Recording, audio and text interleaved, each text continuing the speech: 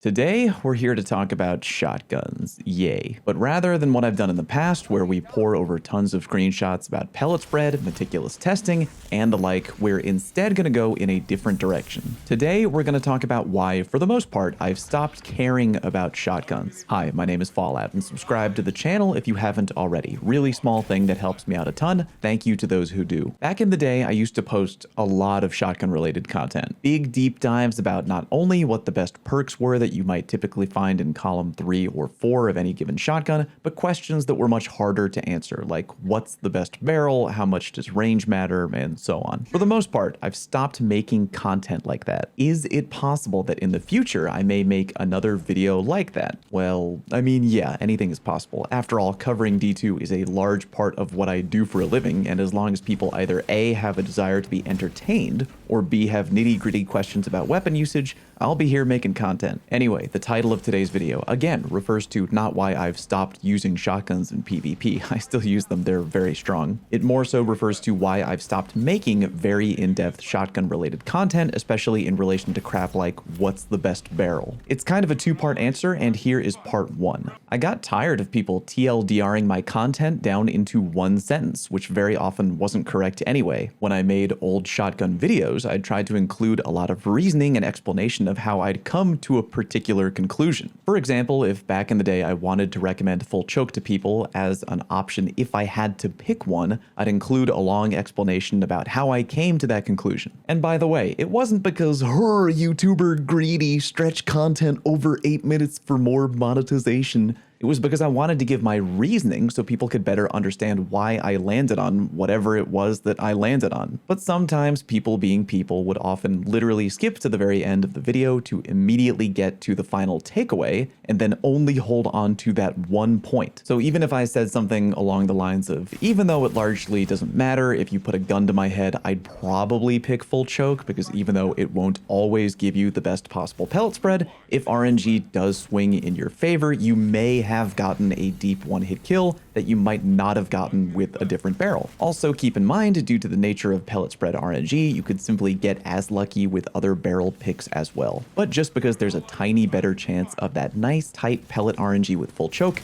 I'ma probably just run with full choke. People would just skip over all the discussion and all the data and all the pictures of how I got to that point and run away with the final takeaway point of got it, only use full choke, other barrels trash, or whatever other thing from that video they wanted to take away. Kinda related, but I also got very irritated when someone would just skip to the very end of any of my shotgun videos, take a screenshot of whatever my final conclusion or data was, and just slap it up on Twitter with no credit. I get that the main point is to provide information to the community, but I'd spend hours of my personal time working on those shotgun videos, which sucks, by the way, because recording that shit is the most boring experience imaginable for everyone involved. And for some random jabroni to crop out watermarks and repost it to Twitter without even so much as a, hey, for more info, go watch Fallout's video, was really a crotch kick and very often left me feeling quite deflated. Okay, moving on to part 2, which really is the larger part. After so much tweaking by the Bungie Sandbox team over the years, I really now do believe that barrel selection on a shotgun has never mattered less than it does right now. At least between certain choices anyway. Early on, yeah, a few barrels definitely did perform a little better more frequently, but now, due to the inherent RNG of how shotguns fire in general, most of the time in actual games of PvP, it will borderline flat out just not matter. About now, someone may be typing a reply in the comments section referring me to hard conclusions drawn from Gerda's massive shotgun video. I want to tell you right now, which I'm sure many of you will be shocked by, I have not watched that video. That is 100% not a dig or a slam at Gerda's vid in any way, shape, or form, by the way. I respect that man's dedication. Having been there before, I have no doubt that whatever effort he put together into that video likely took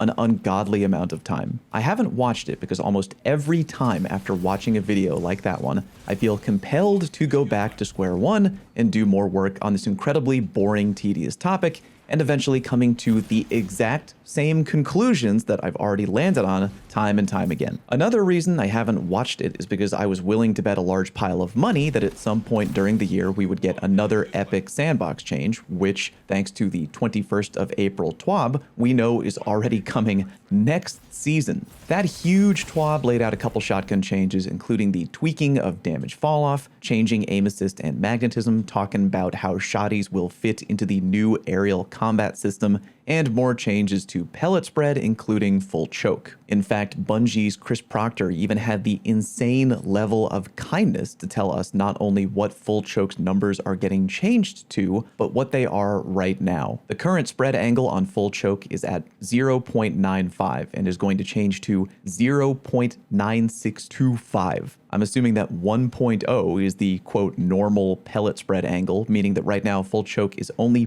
0.05 off normal, and next season it'll only be 0.0375 off normal. Remember when I said that barrel selection has never mattered less, at least between a few options? Well, there you go. But before someone else counters with, but actually this barrel though, let me just cut to the chase and tell you what the main thing I look for and care about on shotguns these days is handling. Handling on hard-hitting, high-impact shotguns is my go-to and has been for a long while now. Outside of smoothbore, which I still won't touch due to the off chance that one pellet may go too wide and not land, depriving me of an otherwise easy kill, I don't care what my shotgun has as long as it hits hard and has good handling. You see, way back in the day, the thing I cared about the most was what will let me get the deepest one-hit kill on a spread shotgun, i.e. what barrel will give me the highest chance of a one-shot kill on an enemy pretty far away. The more Bungie reins in shotgun damage drop-off, the less I care about that, and the more I care about shotgun blinting. What is blinting? It's an old term from D1 that I don't actually know the origin of, probably named after a player. The original blinting was hitting an enemy with a sniper rifle, then hot swapping to a primary weapon and finishing them off that way. Even though the OG term was tied to sniping, I use it for shotgunning all the time, and I use it two ways. Way number one, I'm about mid-range, definitely outside the range at where my shotgun could comfortably one-hit kill without godly RNG. So I tag my enemy with a primary weapon like a hand cannon, then hot swap to a shotgun for easy, borderline, no aim cleanup. And way number two, the reverse. Tag an enemy from mid-range with a shotgun, probably because I had it out at the time, and the enemy continues to put more distance between us, so I hot swap to a primary and finish them off that way. Way number one in PvP happens more frequently to me these days, and it's become my go-to strategy when rocking a shotgun. It's partly why when I'm rocking my try-hard PvP Warlock, I'll equip Ophidian Aspects because of the crazy boost to weapon handling. Outside of that exotic, two armor mods I'll rarely play PvP without are Shotgun Dexterity on my Gauntlet armor and the secondary effect of Quick Charge, which you'll need another arc mod to trigger. The combination of the new swap 2 speed and the ready speed of shotguns with those two things on really does make a difference. Playing with sluggish, low handling shotguns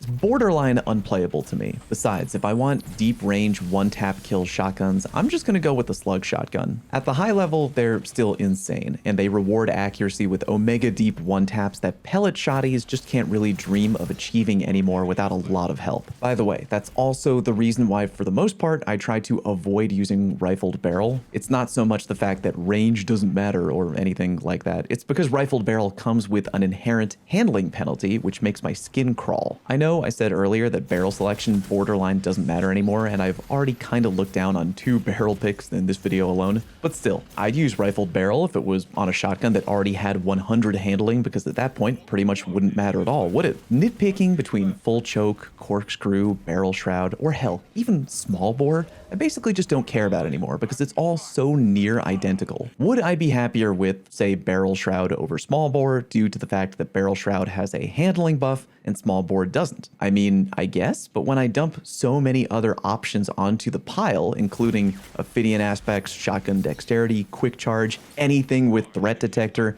anything with quick draw, at that point, a few extra drops from the barrel is probably splitting hairs. Whenever we get ARC 3.0 to drop, my guess being Season 18, Elemental Capacitor will be yet another thing for me to dump onto the pile. But anyway, at the end of the day, I feel that 99% of in-game PvP shotgun performance is going to depend on the user, not the barrel. I may dabble in some shoddy-related content in the future, but that's probably going to be due to either the new aerial combat system, which I really want to make sure I have a hard understanding of, or the new unflinching system being tied to stability. If there's any other particular content next season you want more coverage of, let me know down in the comment section. Thank you very much for watching, and I'll see you next time.